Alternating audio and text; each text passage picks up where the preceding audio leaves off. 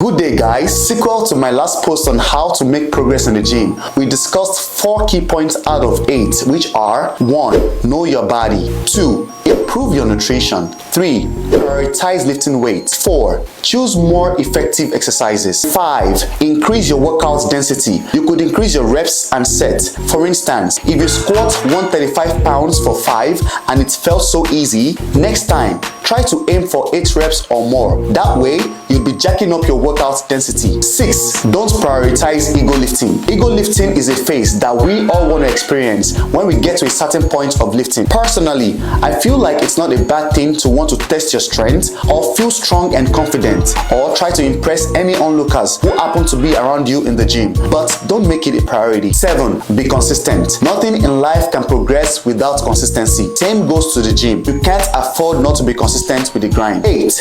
Be patient. This is the part where most people are missing it. You want to get results in 1 month, which is not realistic. For instance, do you know how long it took you to add on so much weight? It's probably months or years. So how do you expect to lose it in weeks? You just gotta put in the work and be patient. If you find this helpful, kindly share with your friend and family, and don't forget to follow. Thank you.